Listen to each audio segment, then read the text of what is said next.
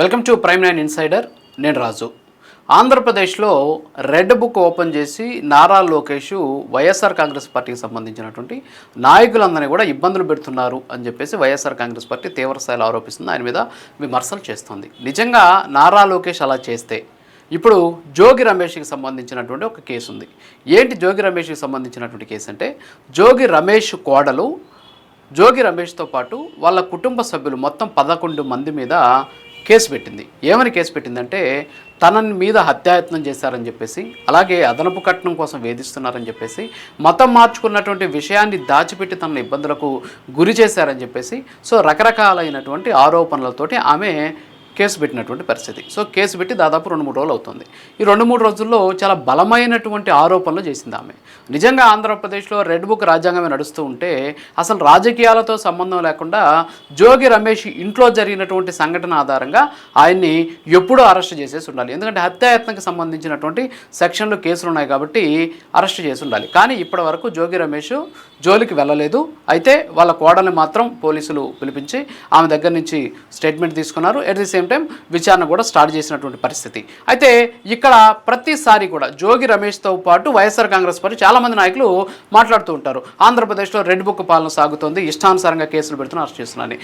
అయితే ఇక్కడ జోగి రమేష్ కోడలు పెట్టినటువంటి కేసులోనే పోలీసులు ఇక్కడ ఒక రకమైనటువంటి ప్రక్రియని వాళ్ళు ఫాలో అవుతున్నారు. అంటే ప్రొసీజర్ని ఫాలో అవుతున్నారు.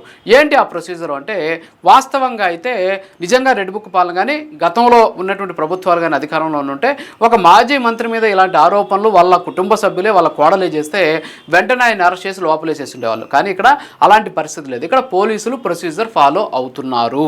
ఎందుకంటున్నానంటే, ఈ విషయంలో ఖచ్చితంగా ఇబ్రహీంపట్నంకి సంబంధించినటువంటి పోలీసులకి నిజంగా అభినందించాలి. ఎందుకంటే ఈ కేసులో అత్యుత్సాహాన్ని ప్రదర్శించేసి, లేకపోతే ప్రభుత్వం నుంచి ఏదో ఒక మెప్పు పొందేయాలని చెప్పేసి వెంటనే జోగి రమేష్ని ఆయన కుటుంబ సభ్యులను అరెస్ట్ చేయాలని కాకుండా ప్రొసీజర్ ప్రకారం ఈ కేసుని నడిపిస్తూ ఉన్నటువంటి పరిస్థితి. సరే, ఈ కేసుకు సంబంధించినటువంటి వివరాలు మనం చూస్తే, జోగి రమేష్ కొడుకున్నాడు, సో జోగి రాజు ఆయన.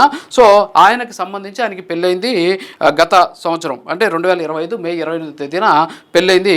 మేఘన అనేటటువంటి అమ్మాయితోటి కూడా పెళ్ళైనటువంటి పరిస్థితి. అయితే పెళ్ళైనప్పటి నుంచి కూడా 3 సార్లు అమ్మాయి మీద హత్యాయత్నం చేశారంట. ఒకసారి ఏమో గోవాకి తీసుకెళ్ళినప్పుడు ఒకసారి హత్యాయత్నం చేశారు, అలాగే 2 సార్లు ఇంట్లో ఉన్నప్పుడు హత్యాయత్నం చేశారంట. అంతేకాకుండా రాజు అసలు వైవాహిక జీవితానికే పనికిరాడు అనేటటువంటి విషయం కుటుంబ సభ్యులకు తెలిసినా సరే అది దాచిపెట్టి తనను మోసం చేసి అతనికి ఇచ్చి పెళ్లి చేశారు అనేటటువంటి ఇంకొక బలమైనటువంటి ఆరోపణ కూడా ఆమె చేశారు. దాంతోపాటు క్రైస్తవంలోకి మారారు జోగి రమేష్ కుటుంబ సభ్యులు. పెళ్ళప్పుడేమో భారీ ఎత్తున అక్కడంతా కూడా దేవుళ్ళకు సంబంధించినటువంటి ఫోటోలు, హిందూ మతానికి సంబంధించినటువంటిదంతా కూడా చూపించారు. పెళ్ళైపోయిన తర్వాత అవన్నీ కూడా తీసి పక్కన పెట్టేశారు అని చెబుతూనే ఇంకొక అంశాన్ని కూడా ఆమె లేవనెత్తింది. 3వ అంతస్తులో తనకు గదిని కేటాయించారని చెప్పేసి ఆ గదిలో తను దేవుళ్ళకు సంబంధించి ఏదైనా సరే పూజలు చేసి అగరబత్తీలు వెలిగించినటువంటి సందర్భంలో ఇంట్లో ఎవరైనా సరే చనిపోయారా, సమయం ఏమన్నా ఉందా అని చెప్పేసి ఆ అగరబత్తుల వాసన చూసి ఇష్టానుసారంగా చాలా అవహేళనగా తనను మాట్లాడారు అని చెప్పేసి ఆమె చెప్పినటువంటి పరిస్థితి. దీంతోపాటు జోగి రమేష్తో పాటు 11 మంది మీద ఆమె ఫిర్యాదు చేసింది. ఎవరి 11 మంది అంటే, జోగి రమేష్, జోగి రాజు, అలాగే జోగి రమేష్ వాళ్ళ సతీమణి జోగి రాము, ఎవరైతే గతంలో లిక్కర్ కేసులో జోగి రమేష్తో పాటు జైలుకి వెళ్ళారు. సో ఆయనకు సంబంధించినటువంటి 2 కొడుకులు. సో మొత్తం 11 మంది మీద ఈ కేసులు నమోదైనటువంటి పరిస్థితి. అయితే వీటన్నిటిని కూడా మనం కేవలం ఆరోపణలుగానే చూడాలి. ఎందుకంటే ఆమె ఆరోపించింది. సో ఇవన్నీ కూడా వాస్తవం తేలాలంటే ఖచ్చితంగా విచారణ జరగాలి. కానీ ఇక్కడ హత్యాయత్నం చేశారు, 3 సార్లు తన హత్యాయత్నానికి పాల్పడ్డారు అని చెప్పేసి ఆమె చెప్పినటువంటి నేపథ్యంలో వెంటనే పోలీసులు ఏం చేస్తారంటే సాధారణంగా అరెస్ట్ చేస్తారు. కానీ ఈ కేసులో వాస్తవాలు ఎంతవరకు ఉన్నాయనేటువంటి విషయాన్ని కూలంకషంగా విచారణ చేస్తూనే మరోపక్క ప్రొసీజర్ ప్రకారం ముందుకెళ్తూ ఉన్నటువంటి పరిస్థితి. ఎందుకు అంటే ఇక్కడ ఒక అంశాన్ని చూడాలి. నిజంగా భార్యాభర్తలకు పడకపోతే చట్ట ప్రకారం వాళ్ళు కోర్టుకి వెళ్ళాలి. కోర్టులో మామూలుగా తీసుకుంటూ ఉంటారనమాట విడాకులు. కానీ ఇక్కడ హత్యాయత్నం ఉంది, తను బెదిరిస్తున్నారు, భయపెడుతున్నారు కాబట్టి ఇది క్రిమినల్ కిందకు వస్తుంది. కాబట్టి క్రిమినల్ చట్టాల కింద ఆమె ఫిర్యాదు చేశారు. సో కేసు కూడా నమోదు చేసినటువంటి పరిస్థితి ఉంది. అయితే ఇక్కడ జోగి రమేష్ కుటుంబ సభ్యులను ఇంకా ఎందుకు అరెస్ట్ చేయలేదు? కేవలం తెలుగుదేశం పార్టీకి సంబంధించిన వాళ్ళే కాదు, చాలామంది అడుగుతున్నటువంటి మాట, మరి జోగి రమేష్ ఆ రోజు ఇష్టానుసారం మాట్లాడాడు కదా, కర్మ రిటర్న్స్ అని చెప్పేసి చాలామంది కూడా చెబుతున్నారు. కానీ ఇక్కడ పోలీసులు అభినందించాలి మళ్ళీ, ఎందుకంటే ప్రొసీజర్ని ఫాలో అవ్వడము. సో వాళ్ళ కోడలు వచ్చి ఫిర్యాదు చేశారు. ఫిర్యాదు చేయని చేత్తో పట్టుకొని జెట్ స్పీడ్తో వెళ్ళిపోయి జోగి రమేష్ని, ఆయన కొడుకుని, ఆయన కుటుంబ సభ్యుల్ని అరెస్ట్ చేయలేదు ఇక్కడ పోలీసులు.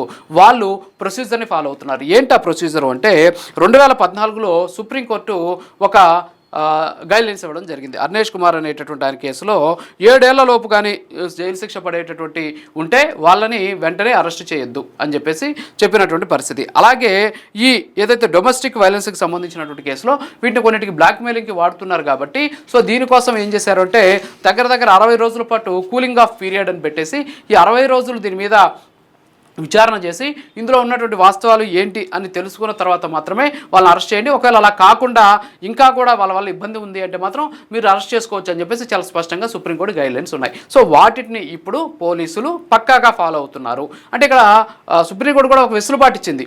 60 డేస్ మీరు కూలింగ్ ఆఫ్ పీరియడ్ చూసుకోవాల్సిన అవసరం లేదు. నిజంగా ఆయన వల్ల ఇబ్బంది ఉంటే అంటే ఖచ్చితంగా ఆయన అరెస్ట్ చేయవచ్చు. అయినా సరే ఆ అవకాశాన్ని కూడా పోలీసులు వాడుకోకుండా క్లియర్గా ఈ కేసుకు సంబంధించినటువంటి విచారణ చేశారు. అయితే ఇక్కడ ఇంకొక విషయం ఏంటంటే హత్యాయత్నం చేయడం. సో ఇప్పుడు హత్యాయత్నానికి పాల్పడ్డారని చెప్పేసి మేఘన ఇచ్చినటువంటి ఫిర్యాదులో ఏమేమి ఆధారాలు ఉన్నాయి అనేటటువంటి దాని మీద పోలీసులు ప్రస్తుతానికి విచారణ కూడా చేస్తూ ఉన్నటువంటి పరిస్థితి. సో ఇప్పుడు వైఎస్ఆర్ కాంగ్రెస్ పార్టీ నాయకులు ఈ కేసును ఒక రకంగా చెప్పాలంటే కేస్ స్టడీగా తీసుకోవాలి. కేస్ స్టడీగా తీసుకొని రాజ్యాంగ పక్కన పెట్టేసి రెడ్ బుక్ పాలన ఆంధ్రప్రదేశ్లో సాగుతోంది అని చాలామంది మాట్లాడుతున్నారు, చాలామంది విమర్శిస్తున్నారు, చాలామంది ఇష్టానుసారంగా మాట్లాడుతూ ఉన్నటువంటి పరిస్థితి. సో వాళ్ళంతా కూడా ఈ యొక్క కేసును ఒకసారి పరిశీలించండి. నిజంగా అలాంటి పరిస్థితి ఉంటే జోగి రమేష్ రాజకీయాలతో సంబంధం లేనటువంటి కేసు అది. వాళ్ళ కుటుంబ సభ్యులు పెట్టినటువంటి కేసు.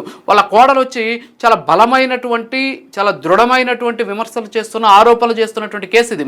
మరి ఈ కేసులో వెంటనే అరెస్ట్ చేసేటటువంటి అవకాశం ఉన్నా సరే ప్రొసీజర్ ప్రకారం ప్రొసీజర్లో కూడా అరెస్ట్ చేసుకోవచ్చు అనేటువంటి వెసులుబాటు ఉన్నా సరే వాటి జోలికి వెళ్లకుండా కేసుని పకడ్బందీగా విచారిస్తూ ఉన్నటువంటి పరిస్థితి. సో ఇప్పుడు రాష్ట్రంలో రెడ్ బుక్ పాలన నడుస్తుందా లేకపోతే అంబేద్కర్ రాజ్యాంగం నడుస్తుందా అనేది జోగి రమేష్తో పాటు ఎవరైతే విమర్శిస్తున్నారో ఆ నాయకులు చెబితే బాగుంటుందని చెప్పి తెలియజేసుకుంటూ ఇది వాటి ఇన్సైడర్. మరో విషయంలో మళ్ళీ కలుద్దాం. నమస్కారం.